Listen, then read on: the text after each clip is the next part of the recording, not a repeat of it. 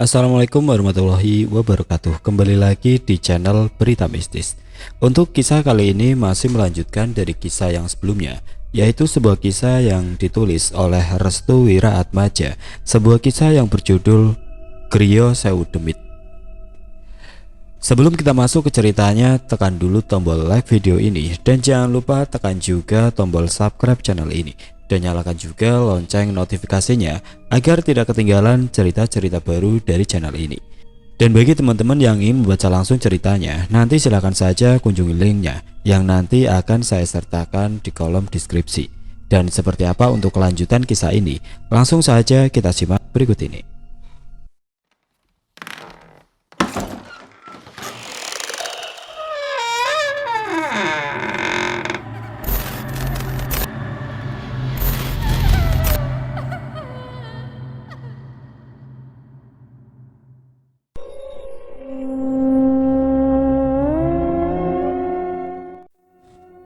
Perlahan suara itu menghilang dengan sendirinya.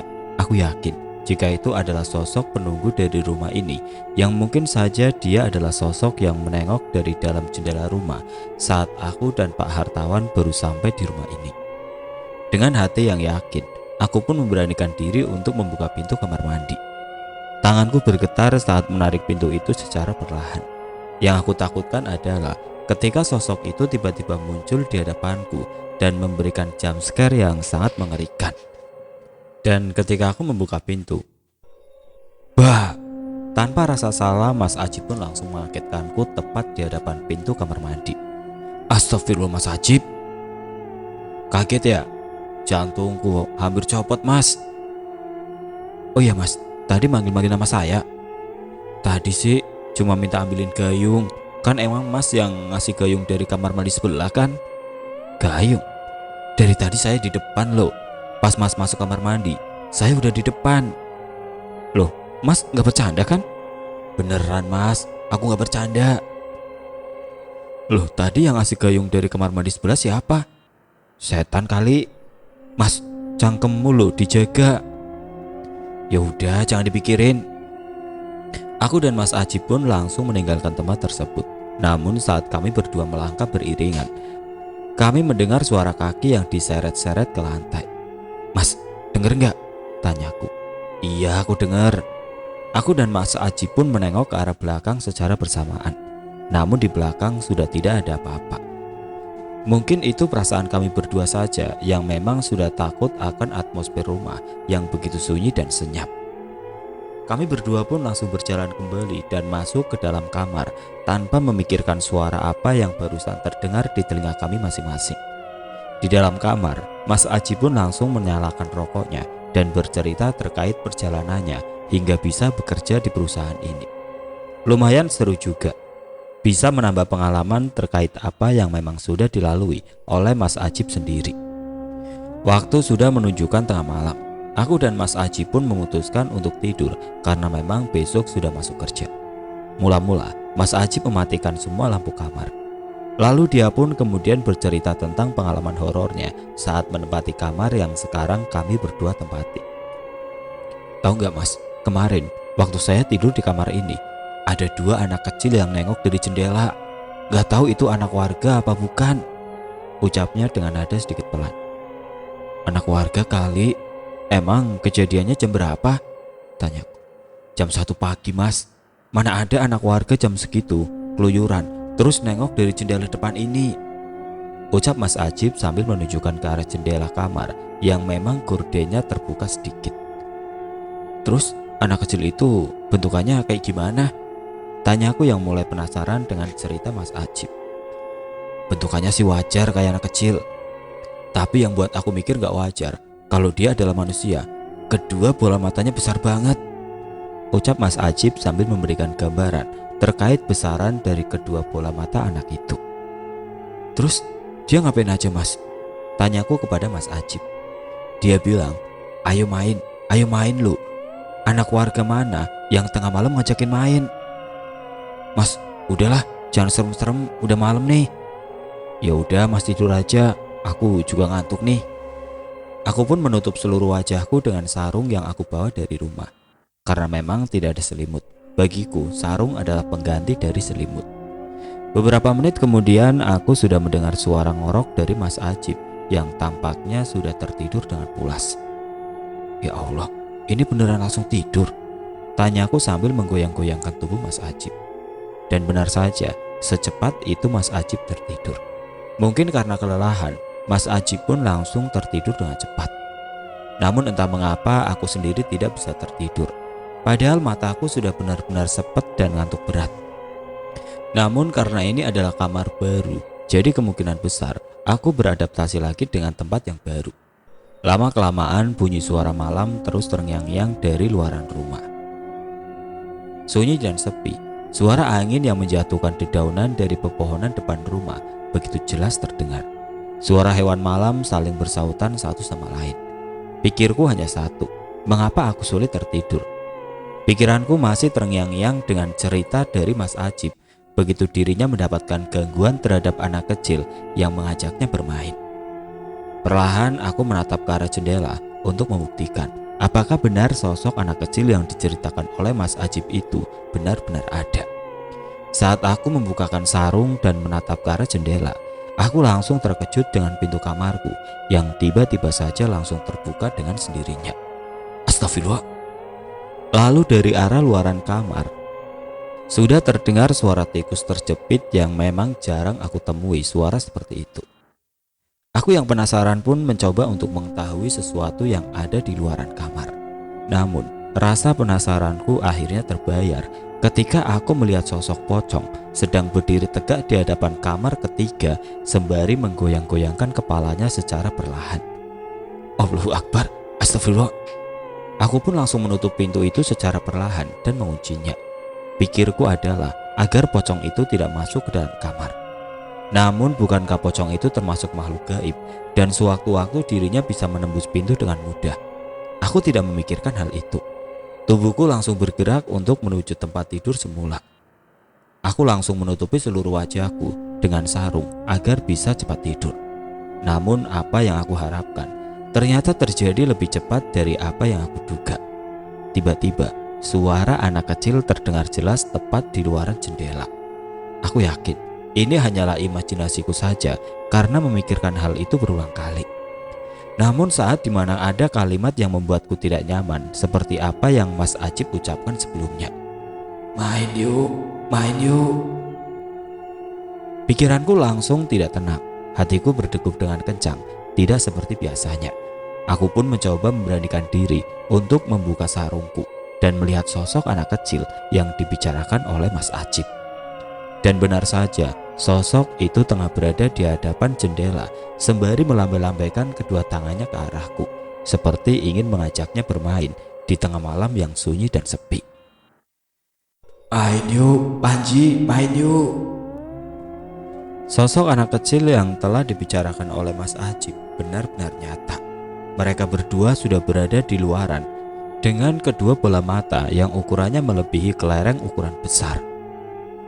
Aku pun langsung menutup kembali wajahku dengan sarung sembari membacakan ayat kursi.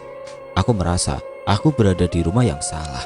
Rumah yang ternyata nantinya dijadikan kantor tempatku bekerja ternyata telah dihuni oleh ribuan demit yang telah menyambutku dari tadi.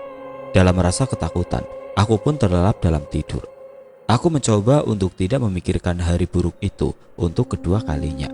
Mungkin esok hari ada orang yang bisa memecahkan rasa ketakutanku saat dimana mereka berusaha menggangguku saat malam itu. Keesokan harinya aku terbangun agak telat.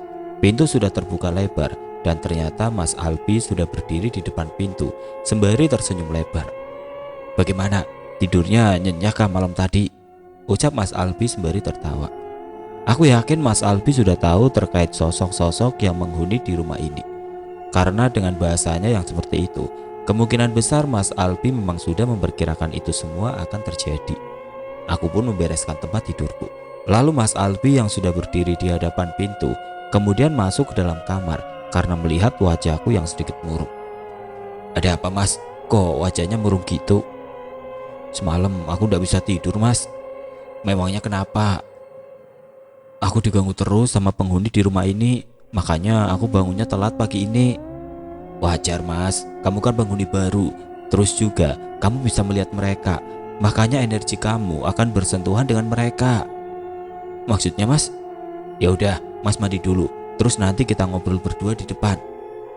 Aku pun mengikuti perintah dari Mas Albi untuk mandi terlebih dahulu. Selesai mandi, aku pun langsung menuju ke Mas Albi yang ternyata sudah menungguku di depan rumah. Gimana Mas? Tanya Mas Albi. Mas, emang rumah ini dulunya apa ya? Kenapa gitu? Aku rasa rumah ini banyak penghuninya. Tiba-tiba ada seseorang yang mendatangi kami berdua sembari membawa gelas berisi kopi yang sudah diminumnya hingga menyisakan setengah gelas. Nah, itu Mas Jody. Dia juga sama seperti kamu. Mas Jody pun langsung terduduk di dekatku. Aku sebelumnya baru pertama kali melihat Mas Jody, namun aku sendiri merasakan jika kami berdua memiliki energi yang sama. Kenalin Mas Panji, nama saya Jody. Oh iya Mas, saya Panji. Mas Albi pun langsung membuka obrolan kembali terkait pertanyaanku tentang rumah ini. Mas Jody juga pernah diganggu sama sosok yang sama, tapi karena mungkin sosok itu takut sama Mas Jody, alhasil sosok itu gak pernah muncul lagi di dekat Mas Jody, ucap Mas Albi. Emang bener Mas? Tanyaku. Enggak Mas, Mas Albi bohong, itu terlalu melebih-lebihkan, jawab Mas Jody. Mas Jody pun menatap mataku secara tajam. Sepertinya dia mengetahui sedikit atau banyaknya sesuatu yang memang ada di dekatku. Pocong semalam ganggu ya Mas? Tanya Mas Jody. Iya Mas, kok tahu? Sosok itu memang suka gangguin orang yang baru pertama kali menginap di rumah ini. Tapi gak usah takut, gak akan gigit kamu kok, canda Mas Jody sembari tertawa. Itu adalah pertama kalinya aku menemukan teman-teman kantor yang kebetulan sangat ramah dengan kehadiranku di tempat ini. Obrolan kami berlanjut hingga lupa waktu. Aku pun merasa sudah saatnya untuk masuk dalam kamar. Aku sendiri tidak terlalu banyak untuk berkomunikasi lebih jauh dengan orang-orang di sana. Sehingga setelah sholat zuhur tiba, aku gunakan waktu itu untuk menggarap kerjaan yang memang sudah diberikan oleh kantor. Singkat cerita, di sore harinya aku pun ditemui oleh Pak Hartawan. Beliau sengaja mendatangiku untuk menanyakan terkait pekerjaan dan hal lain terkait proyek yang akan aku garap. Setelah pertemuan itu berlangsung, aku pun langsung menuju ke kamar mandi karena memang sudah ingin memasuki waktu maghrib. Sebenarnya masih ada sedikit trauma ketika aku memasuki kamar mandi. Hal yang aku takutkan adalah ketika aku mendapati sosok yang kemarin sempat menggangguku. Namun sebisa mungkin diriku untuk menghilangkan pandangan negatifku terkait apa yang memang sudah berada di tempat tersebut. Untungnya, selama aku mandi, tidak ada gangguan-gangguan aneh yang seperti kemarin malam. Namun aku yakin kedatangan Mas Albi dan juga Mas Jody ada kaitannya dengan penunggu dari kamar mandi ini. Bisa saja mereka semua sudah diusir atau memang diberikan pembatas untuk tidak mengganggu kenyamananku yang memang penghuni baru di rumah ini. Aku pun melangkah menuju kamar. Rasanya kali ini langkahku sedikit berat, seperti ada sesuatu yang memang bergelayut di kakiku. Saat sudah sampai di depan pintu kamar, kakiku sudah agak enakan kembali. Namun dari belakangku terdengar suara anak kecil yang suaranya mirip seperti kemarin malam saat mereka ingin mengajakku untuk bermain. Tiba-tiba terdengar suara anak kecil mirip seperti kemarin malam. Suaranya yang lirih, namun karena kelirihannya suara itu akhirnya membuat sekujur tubuhku merinding seketika. Panji, mau main bareng? Aku pun mengindahkan ajakan itu. Namun tiba-tiba aku mendengar suara benda terjatuh dari kamar sebelahku. Suaranya sangat keras seperti batu dan berbunyi dengan kencang. Puk. Aku pun penasaran dengan suara itu. Tadinya aku ingin masuk ke dalam kamar dan mengindahkan suara anak kecil itu. Namun begitu mendengar suara seperti layaknya benda terjatuh itu muncul, aku ingin memastikan hal tersebut. Halo, ada orang di dalam? Namun tidak ada jawaban sama sekali dari dalam kamar tersebut. Perlahan aku pun membuka pintu tersebut. Krak. Saat dimana aku membuka sedikit pintu kamar tersebut, tiba-tiba ada sosok laki-laki sedang mengambil kepala yang terjatuh di lantai lalu memasangkannya lagi. Aku yang melihat penampakan mengerikan itu langsung berlari dan memasuki kamar sambil menahan rasa takut yang benar-benar sudah memuncak menjadi satu. Saat dimana aku sudah memasuki kamar, aku pun kembali mengendap-endap lewat celah pintu yang memang sedikit terbuka. Lalu dari kamar sebelahku, keluar sosok pria dengan menggunakan kain serba hitam. Lalu di tangan kanannya sudah memegang kepala yang semula dipasangkan di tubuhnya, lalu dilepaskan kembali. Sosok pria itu sepertinya sedang mencariku, yang memang sedang mengintip saat dirinya sedang memasangkan kepalanya ke tubuhnya. Aku pun langsung buru-buru untuk menelpon Mas Albi. Entah kenapa, hawa keberadaan sosok kepala buntung itu seperti masih melekat di sekitaran kamarku. Namun sialnya, nomor Mas Albi tidak aktif. Aku merasa seperti terkurung di dalam rumah yang memang sudah dipenuhi para demit yang sudah berpuluh-puluh tahun menempati rumah ini. Ya Allah, tolong bantu aku. Bersamaan dengan itu, azan maghrib pun berkumandang. Allahu Akbar, Allahu Akbar. Kusandarkan tubuhku di tembok. Perlahan air mataku menetes secara perlahan karena rasa ketakutanku yang sangat besar melebihi rasa kepercayaanku kepada Tuhan. Allahu Akbar, Alhamdulillah. Aku pun kembali bangkit setelah azan maghrib selesai berkumandang. Namun perasaan merinding ini masih saja terus-menerus menghantuiku. Tiba-tiba pintu diketuk dengan kencang. Aku belum tahu apakah yang mengetuk pintu ini adalah benar-benar seseorang atau memang sosok kepala buntung yang mengetuki pintuku menggunakan kepalanya yang dari tadi dipegang menggunakan tangan kanan. Tidak lama kemudian, ada sesuatu yang terjatuh dari luaran dan mengeluarkan bunyi yang amat keras. Bok! Aku pun mundur beberapa langkah sembari tanganku meraba-raba tembok karena kepalaku sudah mulai pusing. Dari hidungku keluar cairan yang pekat. Pandangan mataku mulai sedikit kabur. Astagfirullah, Allahu Akbar. Aku pun menyentuh cairan yang keluar dari hidungku. Namun saat kulihat, warna samar-samar berwarna merah pekat. Darah. Lalu pintu kamar kembali diketuk-ketuk. Namun suara ketukan kali ini agak besar dan membuat tubuhku lemas karenanya. Mungkin ada energi besar yang memaksa untuk masuk ke dalam kamar hingga membuat tubuhku langsung drop seketika. Aku pun langsung memegangi kepalaku, lalu keresahan dalam hatiku pun memuncak karenanya. Bapak, aku mau pulang. Aku takut tinggal di sini. Aku mau pulang. Aku mau pulang.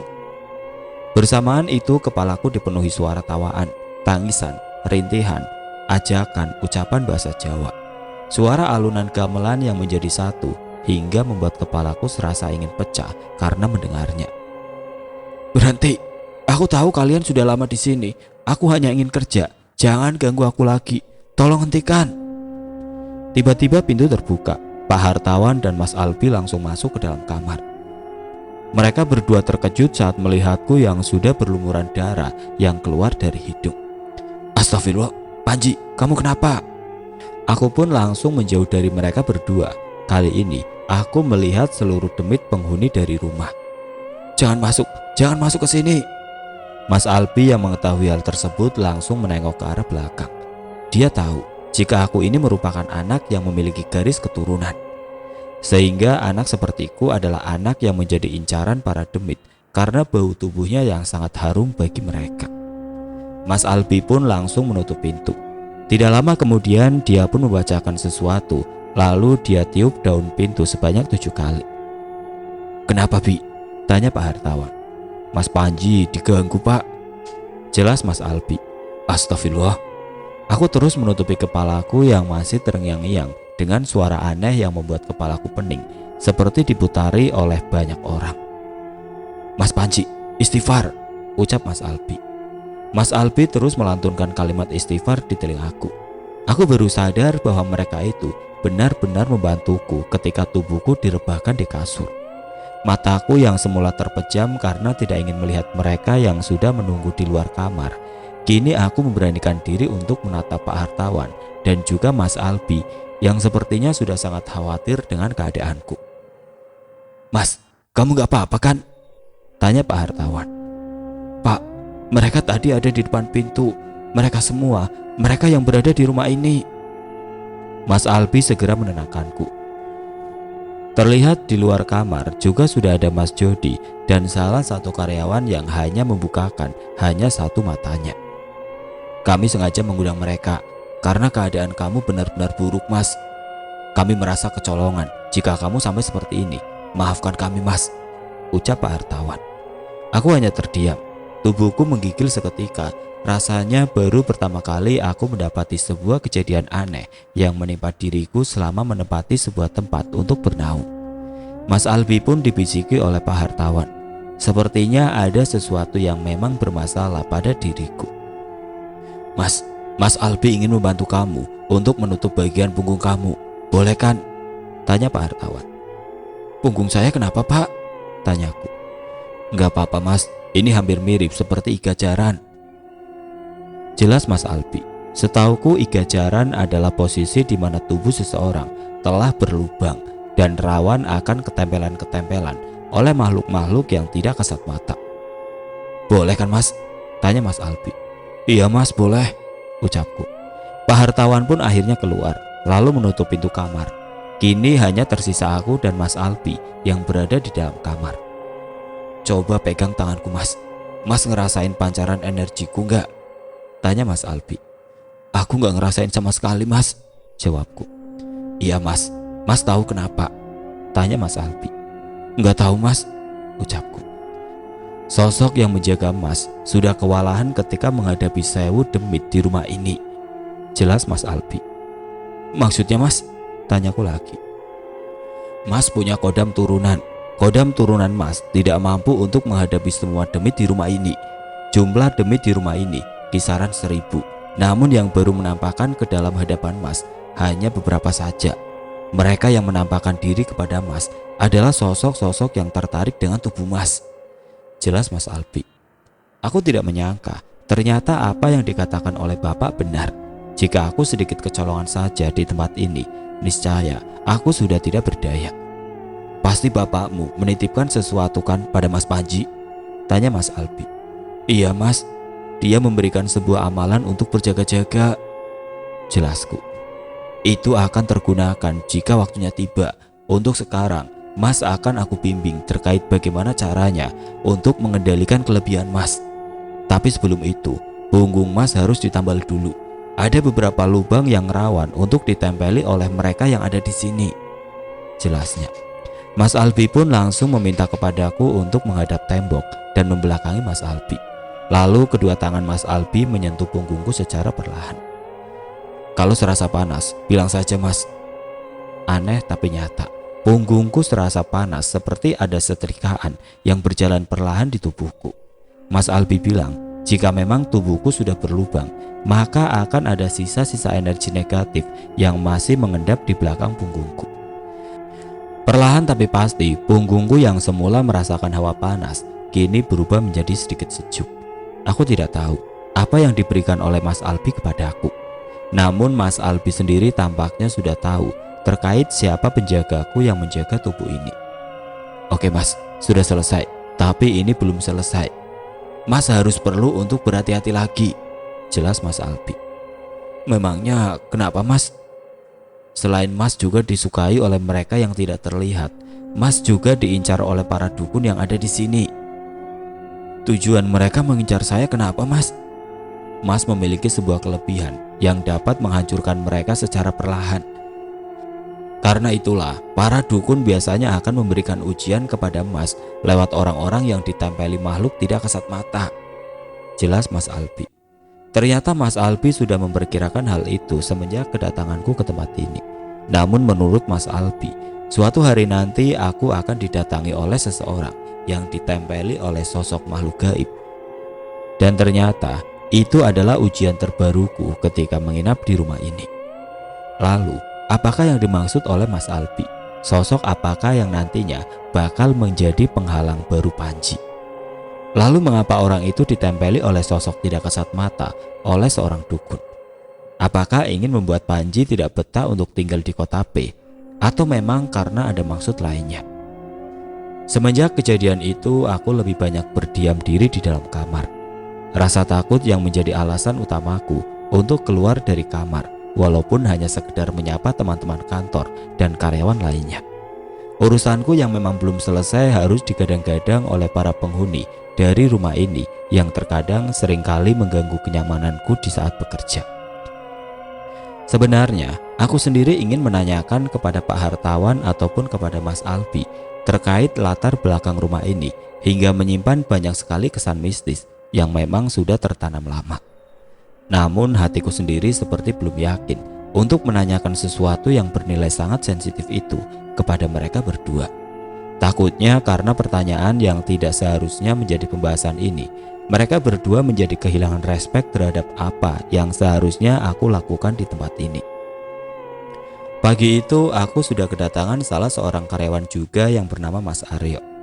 Dia adalah orang kepercayaan Pak Hartawan juga terkait permasalahan yang di luar nalar. Selain Mas Jody, Mas Aryo ini memiliki kelebihan yang mungkin satu tingkat di atas Mas Jody.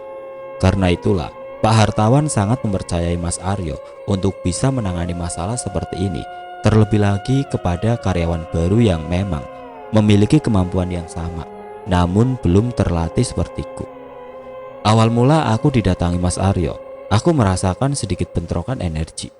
Mungkin karena memang ada kesamaan dari kami terkait sisi hal yang mempengaruhinya, sehingga kami berdua memang sedikit bentrokan di awal. Namun setelah melebur di dalam kamarku, Mas Aryo menjadi terbiasa. Dia juga tahu apa yang memang ada di dalam diriku yang sudah diturunkan secara turun-temurun oleh leluhurku. "Bagaimana Mas? Udah enakan?" tanya Mas Aryo kepadaku. "Alhamdulillah Mas, enakan dikit. Sekali lagi saya minta maaf jika memang semalam tidak bisa bantu. Saya merasa kecolongan sekali." "Gak apa-apa Mas, santai saja." Mas Aryo pun meminta izin kepadaku untuk mengecek bagian belakang tubuhku yang memang menjadi pusat dari mereka para penghuni rumah yang ingin menempel ke tubuhku. "Mas sebelumnya pernah dirasuki sesuatu?" tanya Mas Aryo kepadaku. Pernah Mas, pas umur 10 tahun, tapi aku gak ingat sama sekali kejadiannya." Mas Aryo hanya terdiam. Dia kemudian mengelus bagian pundakku, lalu turun hingga ke bagian rusuk bagian bawah. "Mas, kok panas sih hawanya?" tanyaku. "Gak apa-apa Mas, saya cuma mau netralin energi negatif yang masih tersisa di tubuh Mas saja." Mas Aryo pun membersihkan tubuhku yang memang masih ada sedikit paparan energi negatif yang sangat berpengaruh untuk kedepannya. Kata Mas Aryo, jika energi negatif ini mengumpul menjadi satu di dalam tubuh, maka dia akan mudah untuk dirasuki atau ditempeli oleh sosok-sosok yang ada di sekitaran. Bukan hanya itu saja, ternyata energi negatif yang terpaparkan kepada tubuh akan berpengaruh besar kepada sifat dan kelakuan seseorang tersebut di tiap harinya. Contohnya adalah seperti orang yang mudah emosian, marah, dan ngamuk-ngamuk. Sifat itu semua adalah bagian dari energi negatif yang sudah terkumpul di dalam tubuh dan menyatu kepada kondisi kita yang sedang tidak kuat untuk menahan serangan dari energi negatif itu sendiri. Sehingga energi yang terpancarkan akan membuat seseorang menjadi mudah marah, emosian, dan ngamuk-ngamuk. Untungnya, kata Mas Aryo, aku tidak termasuk hal yang seperti itu. Namun ada sesuatu yang sangat ditakutkan oleh Mas Aryo sendiri.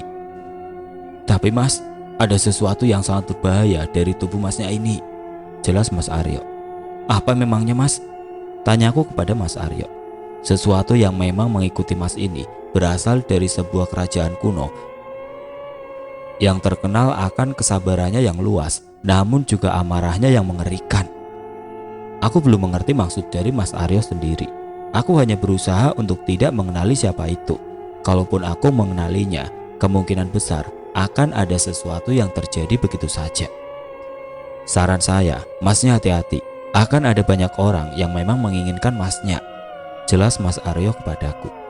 Tiba-tiba aku teringat akan perkataan Mas Albi semalam tadi.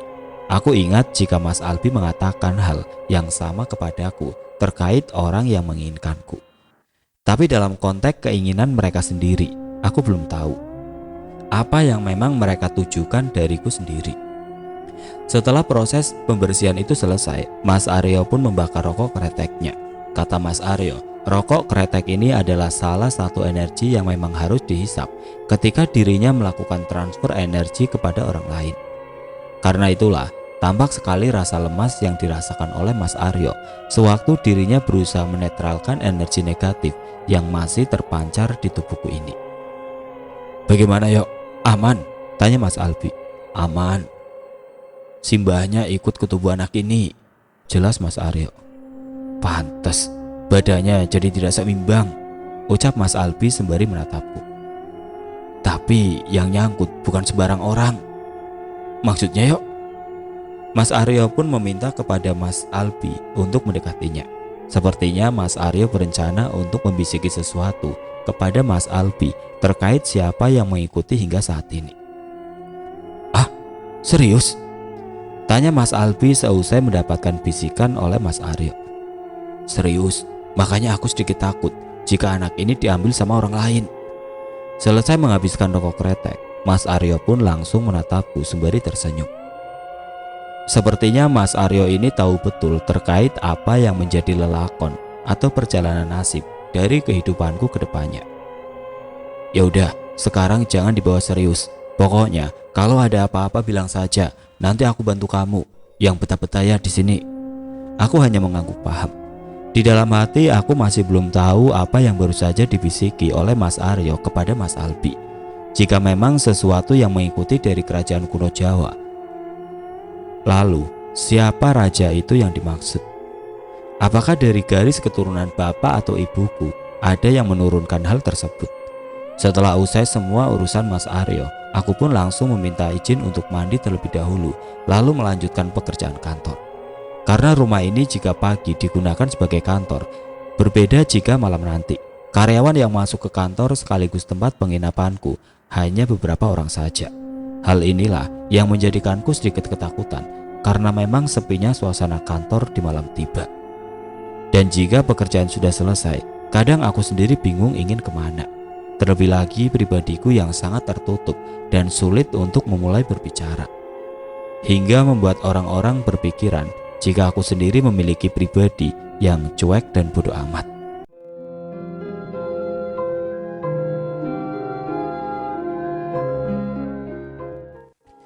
Oke teman-teman, sampai di sini dulu ceritanya. Nantikan kelanjutan kisah ini di video berikutnya. Agar tidak ketinggalan, klik tombol subscribe channel ini dan nyalakan lonceng notifikasinya. Wassalamualaikum warahmatullahi wabarakatuh.